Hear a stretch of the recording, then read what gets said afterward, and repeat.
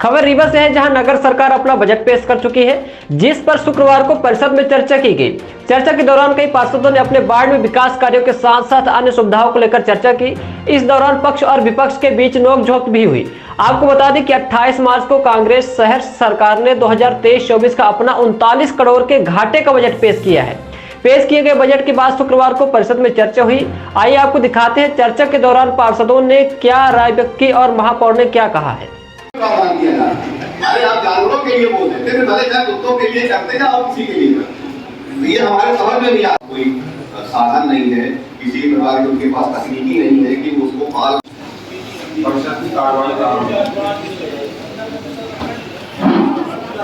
माननीय अध्यक्ष महोदय द्वारा बोल रहा है ना कि सदस्य से पूछने पर, तो इसलिए उनको टोकने का कोई मतलब ही नहीं है। और हिम्मत ही है होने पर प्रकरण प्रस्तुत किया गया है। नियम में आपत्ति प्रमाण पत्र का कोई प्रावधान नहीं है। इसमें नगर निगम क्या कार्रवाई करेगा? तो आपको उसको दे दिए, कापी दे दिए, जो कि वास्तव में विधि अधिकारी से उसकी सलाह लेकर उस पर कार्रवाई की जाएगी। उस दिन भी आपको बता दिया जाएगा। विधि अधिकारी हमारे यहाँ उनसे सलाह लेकर उस विषय में कार्रवाई। लापरवाही नगर निगम की ही है, इसके संबंध को जांच सामने वाले ने शपथ दे दिया है, अगर कोई प्रयोग के लिए तो बदला मिला। फिर आपने ही बताया कि गैरेज में जो गोदाम या दुकान का उपयोग कर रहे हैं, कलेक्टर गाइडलाइन के हिसाब से उनसे ले रहे हैं। ये दो बातें ये मुझे समझ में नहीं कि आप एक तरफ कह रहे हो कि उसका प्रूफ नहीं बदल सकते, दूसरी तरफ आप कह रहे हो कि जिसने प्रूफ बदल दिया उसके लिए पैसा ले बिना अनुमति के प्रूफ बदल दिया। ये चिंता कर, अगर उसने भी हमें संतुष्ट कर दे तो हमारा उसमें जवाब ने बोला। समस्त अधिकारीगण माननीय सदन के नेता के द्वारा एमआईसी में जो प्रस्ताव रखा गया वो जरूरी नहीं है कि हम आंकड़ा दिए आपको। हमने जो एमआईसी में रखी अपनी उपलब्धि, महापौर ने अपनी उपलब्धि बताई कि हम ये चीज बजट में रखना चाह रहे हैं, उसका माननीय समाचार पत्रों में उल्लेख है। ना कि इस समाचार पत्र में कहीं आंकड़ा दिया गया है कि हम इतने लाख इतने करोड़ का बजट रख रहे हैं। पहली चीज। दूसरी चीज, माननीय अध्यक्ष जी, मध्य प्रदेश सरकार में कुछ दिन पहले पूर्व में बजट में चर्चा करनी थी। कैबिनेट की बैठक हुई माननीय शिवराज सिंह मुख्यमंत्री जी के द्वारा। लाडली बहन योजना का कैबिनेट में मंजूरी करके और राज्य बताए गए कि हम इतना राज्य रखेंगे बहना योजना के लिए। उसके बाद सामान्य अध्यक्ष, उसके बाद विधानसभा में आता है और विधानसभा में पास होता है। इसको क्या मानेंगे हम? जब आप लाडली बहन योजना का आंकड़ा आप अपने कैबिनेट में पास कर रहे हैं, आंकड़ा बता रहे हैं, पब्लिसिटी हो रही, समाचार पत्रों में निकल रहा है, तो वो बजट लीक नहीं हुआ। और यहाँ पे तो माननीय अध्यक्ष जी कोई आंकड़ा लीक नहीं है, कोई संख्या लीक हुई है, कोई यहाँ पे लीक नहीं है। माननीय अध्यक्ष जी, दूसरी ओर आपके बगल में सिंगरौली नगर पालिका निगम में माननीय महापौर एमआईसी की बैठक में पूरा बजट लीक हो गया। जब हम लोगों को समाचार पत्रों में पढ़ा तो हम लोगों को खुद आश्चर्य हुआ कि अध्यक्ष महोदय, इसके पहले मैं अपनी बात रखूं, शायद आपने भी बजट को लेकर माननीय आयुक्त महोदय आपने भी ये कहा है कि बजट लीक हो चुका है।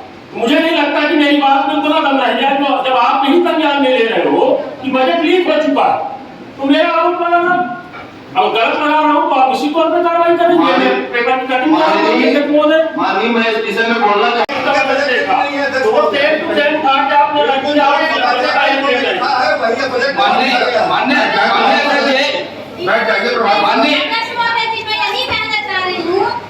मैं भी 5 साल के 5 बजट हुए, 1 साल का पहला बजट ये सेम कहिए तो मैं उठा के लाऊं, 5 बजट आपको दिखाऊं। वास्तव में बजट सेम आता है और कार्य जो होते हैं वार्ड में वो कहीं नहीं।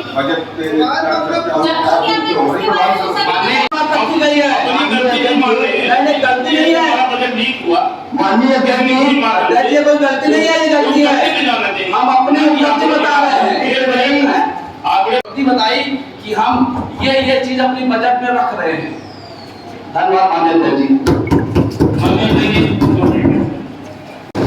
मैं आपके माध्यम से प्रभारी सदस्य के संज्ञान में बात लाना चाहती हूँ कि खाली जंग भैया बोल दीजिएगा, अगर ये नहीं हो फिर न पहुंच फोटो नहीं मिल पाए, थोड़ा देखिए। विद्यालय अपना बाजार के पीछे स्थित है। वे विद्यालय भी जर्जर है। उस्मानाबाद हाउस समैया की घनी बस्ती में स्थापित है, जिससे आसपास के निवासरत लोगों को वहां बिकने वाले मांस से दिक्कत होती है। रीवा के सबसे बड़े गणेश उत्सव में स्थित और भी विकट हो जाती है, जिसकी लिखित व मौखिक शिकायत निगम प्रशासन को कई बार दी जा चुकी है। वह स्लाटर हाउस के विस्थापन के प्रस्ताव MIC व परिषद से स्वीकृत है, किंतु विस्थापन की कार्यवाही स्लाटर हाउस समैया की घनी बस्ती में स्थापित है, जिससे आसपास के निवासरत लोगों को वहां बिकने वाले मांस से दिक्कत होती है। रीवा के सबसे बड़े गणेश उत्सव में स्थित और भी विकट हो जाती है, जिसकी लिखित व मौखिक शिकायत निगम प्रशासन को कई बार दी जा चुकी है। वह स्लाटर हाउस के विस्थापन के प्रस्ताव MIC व परिषद से स्वीकृत है, किंतु विस्थापन की कार्यवाही अरे आप जानवरों के लिए बोल देते हैं, भले चाहे कुत्तों के लिए करते या और किसी के लिए करते। ये हमारे समझ में नहीं आ रहा है कि जो हमारे गरीब तबके के लोग हैं, जो सुअर को पाल करके उससे अपनी आजीविका चलाते हैं, वो एकमात्र उनका आय का साधन है, उसकी तरफ हमारा ध्यान नहीं जा रहा है। वो सुअर उनकी कोई साधन नहीं है, किसी प्रकार की उनके पास तकनीकी नहीं है कि उसको पाल करके और अपने आय का साधन बनाए। कुत्तों की इतनी बड़ी समस्या वहाँ पर नहीं आती, हमें कहाँ से आती है? हमको तो एक सोच नहीं कि आप कितने कंप्लेंट्स आने क्या है, उसके लिए भी आपने एक आय निर्धारित करनी है।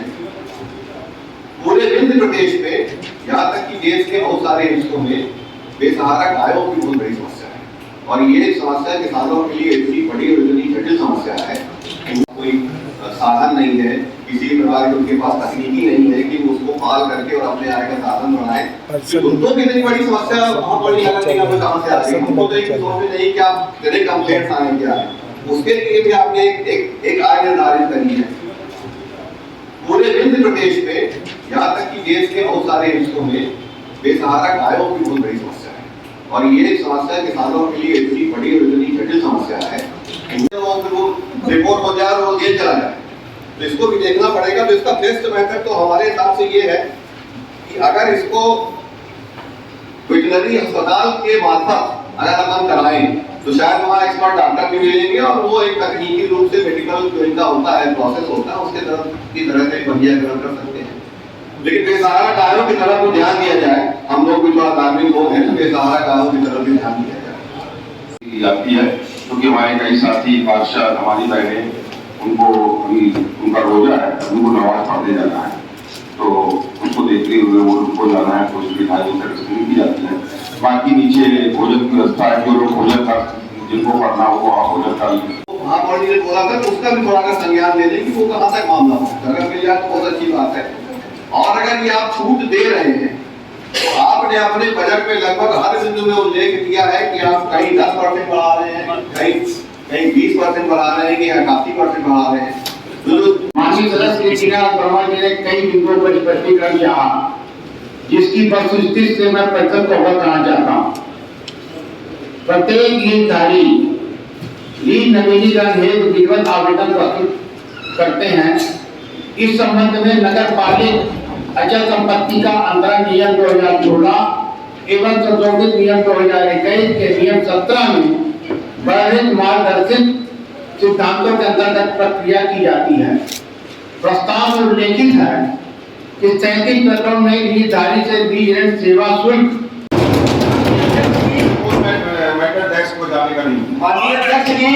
नहीं है और न ही कोई विवाद है। जितना भवन भूमि का आवंटन किया गया उतने का ही लीज नवीनीकरण किया जाता है। अतिक्रमित भूमि का बिना सक्षम आवंटन के लिए नवीनीकरण नहीं किया जा सकता। लीजधारी को जिस प्रयोजन हेतु अचल संपत्ति दी गई उसी प्रयोजन हेतु उपयोग होना चाहिए। यदि उपयोग बिना सक्षम स्वीकृत के परिवर्तित किया गया है तो तो नियमानुसार कार्रवाई की जा सकती है। अचल संपत्ति का 30 वर्षीय लीज अवधि का आवंटन एवं समाप्ति का उल्लेख प्रस्ताव में है।